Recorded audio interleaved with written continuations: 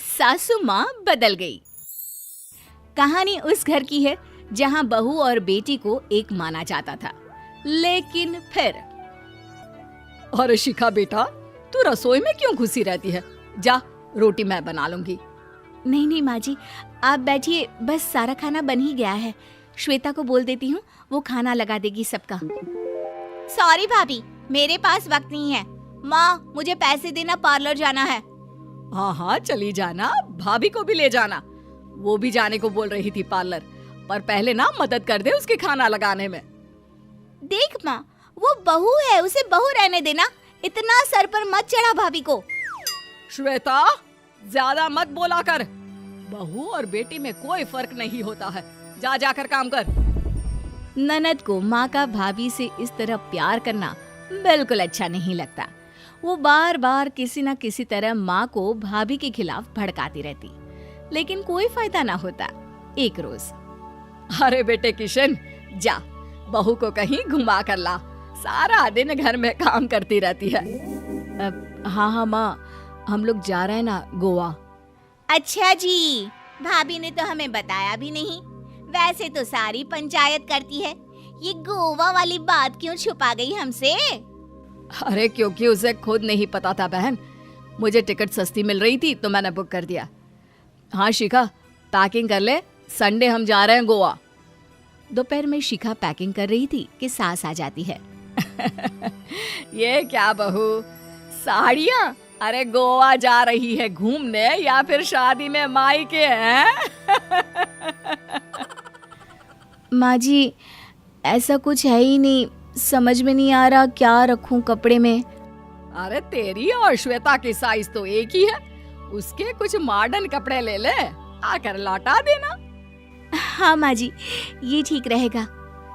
शिखा श्वेता के पास जाती है और उससे कपड़े मांगती है। ना जी ना, मैं अपने कपड़े ना दूं, वैसे भी फैल जाएंगे मेरे कपड़े, बहुत महंगे वाले हैं। शिखा मुंह लटकाकर कमरे में आ जाती है तो सास कहती है, चल तैयार हो जा, तुझे मैं शॉपिंग करा कर लाती हूँ गोवा की। बस फिर क्या था, सास बहू निकल जाते हैं मार्केट और एक से बढ़कर एक ड्रेस खरीद कर घर आते हैं।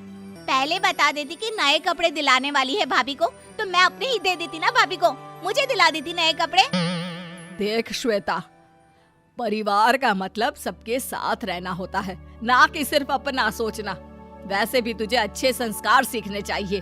और रही बात कपड़ों की, तो शिखा, आज से घर पर भी तू मॉडर्न कपड़े ही पहनेगी। कोई जरूरत नहीं है ये साड़ी वाड़ी लपेटने की। अब क्या था, घर पर श्वेता और शिखा एक जैसे रहते। एक बार पड़ोसन आती है। अरे बेटा, अपनी माँ को तो बुलाना जरा, बात करनी है। शिखा सास को बताती है और रसोई में चली जाती है। ये आपकी बेटी बहुत बड़ी हो गई है, इसके लिए एक रिश्ता है, कहो तो बता दूं। ये बेटी नहीं बहू है, घर में सब एक जैसा ही रहता है। वैसे मेरी बेटी भी बड़ी हो गई है, कोई रिश्ता हो तो जरूर बताना। पड़ोसन रिश्ता लेकर उन लोगों के घर आती है। तब श्वेता की होने वाली सास कहती है, तो ये घर है, कितने मंजिल का है? और ये बहू ने आपकी क्या पहन रखा है, जीन्स टॉप? अरे भाई, साड़ी वाड़ी नहीं है क्या इसके पास? देखिए, सर्दी है तो साड़ी में बहू कैसे मैनेज करती, वैसे पहनती है साड़ी भी। देखिए, हम लोग ठहरे पैसे वाले लोग, कोई कमी नहीं है हम लोगों के पास पैसों की, बहुत पैसे हैं, जमीन, नौकर चाकर, कार, सब कुछ है, लेकिन घर में संस्कारी बहू चाहिए। समझ रही हैं ना आप? सास कुछ कहती कि श्वेता बोल पड़ती है, हाय रे, नौकर चाकर से लेकर जमीन, कार, पैसा, हाँ हाँ मुझे रिश्ता मंजूर है मुझे। अरे रुक जा श्वेता, मैं बात कर रही हूँ ना। देखिए, हम लोगों के घर इतनी आजादी नहीं मिलेगी। अरे हाँ कर देना माँ, हाँ कर दे जल्दी से। सास क्या करती, बेटी की शादी ऐसे घर में कर देती है जहाँ ना उनके विचार मिलते हैं और ना ही आचार। शादी के बाद एक रोज फोन पर, श्वेता बेटा, एक बार घर आ जा, बहुत दिल करता है तुझे देखने का। माँ, वो घर पर बहुत काम होता है, कैसे आऊँ? बड़ा घर है, लेकिन आने जाने वालों की लाइन ही लगी रहती है। बेटा मैं तो जानती थी उस घर का हाल, लेकिन तू ही नहीं मान रही थी। माँ देख, हर घर का यही हाल है। तेरी बेटी को यहाँ घूंघट हटाने की परमिशन नहीं है और एक तरफ भाभी स्कर्ट पहनकर घूम रही है। बेटा मुझे क्या पता था कि मेरी बेटी को ससुराल के नाम पर पिंजरा मिल जाएगा। अच्छा माँ, फोन रखती हूँ, सास को गर्मा गर्म रोटी खिलानी है। तुम लोगों की तरह नहीं कि एक रोटी बनाओ, एक सब्जी बनाओ, फिर सारा दिन फ्री होकर घूमो। सास फोन तो रख देती है, लेकिन सोच में पड़ जाती है कि एक तरफ बेटी जिसे कोई आजादी नहीं, वहीं दूसरी तरफ बहू जिसे देखकर लगता ही नहीं कि उसकी शादी भी हुई है। अगले रोज। शिखा, अरे ओ शिखा। हाँ माँ, क्या हुआ? कुछ चाहिए आपको? मैं जिम जा रही थी।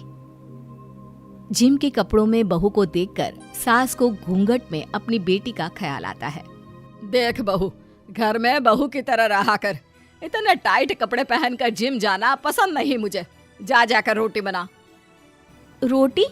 माँ अभी तो शाम के 6 बजे हैं, इस वक्त रोटी? अब क्या मेरे खाने पीने पर भी पहरा है? अरे जब मर्जी तब मैं अपने घर में खा भी नहीं सकती क्या? बहू को अजीब लगता है। वो समझ नहीं पाती कि जो सास कल तक इतनी सपोर्टिव थी, उन्हें अचानक से क्या हो गया। वो किचन में जाती है, गरम रोटी के साथ 2 तरह की सब्जी, रायता, सलाद सब लेकर सास के पास आती है। माँ जी, खाना। इतना सारा खाना? राक्षस समझा है क्या मुझे? रोटी मांगी थी मैंने गर्मा गर्म बस। पर माँ जी, रोटी खाती किससे आप? सब्जी तो बनानी थी ना। अरे भूख मर गई मेरी तेरी बहस से। जा जाकर काम कर, अंदर पूरी रसोई साफ कर। बहू अंदर चली जाती है। थोड़ी देर में श्वेता घर आती है। अरे शिखा जल्दी से चाय ला, पकवान बना, मेरी बेटी आई है। अरे नहीं नहीं माँ, ड्राइवर बाहर खड़ा है। मैं तो घर का कोई सामान खरीदने के बहाने यहाँ आ गई हूँ, मुझे जाना होगा। अरे बेटा, पर कितने दिनों बाद देख रही हूँ तुझे, रहने आ जाना 2-4 दिन के लिए। आ जाऊंगी माँ, जब मेरी सास मरेगी तब। मैं तो रोज मन्नत मानती हूँ कि मेरी सास मर जाए तो अच्छा है। अच्छा चल, जा रही हूँ माँ। हे भगवान, कैसे कैसे दिन देखने पड़ रहे हैं मेरी बेटी को। सास अंदर जाती है, जहाँ श्वेता की जिम वाली सहेली का फोन आया होता है। क्या बात है, आज जिम नहीं आई? अरे पता नहीं यार, आज माँ को क्या हो गया अचानक। पर खैर कोई नहीं, लगता नहीं कि मैं अब जिम आ पाऊंगी। शिखा स्पीकर पर बात कर रही थी, जिसे सास सुन रही थी। यार ये सास ना होती ही ऐसी है। मैं तो कहती हूँ बुढ़िया जल्दी मरे और तू आराम से जिए। शिखा को सहेली की बात पर गुस्सा आ जाता है। माँ के मरने की कौन सा बच्चा दुआ मांगता है मोहिनी? आगे से ऐसी बात मेरे सामने मत करना। हमारे घर की शोभा ही माँ है। क्या हुआ जो थोड़ी सख्ती दिखा रही है? उसमें भी कोई ना कोई उनकी भलाई ही होगी। मैं तो कहती हूँ भगवान मेरे जैसी सास सबको दे, जो सिर्फ माँ की तरह है। सास वाली तो कोई बात ही नहीं है उनमें। सास ये बात सुन रही थी। उनकी आंख में आंसू आ जाते हैं कि क्यों वो बेटी की किस्मत में बहू को भी भागीदार बना रही थी। शिखा, अरे ओ शिखा, क्या हो गया? जिम नहीं जाना क्या?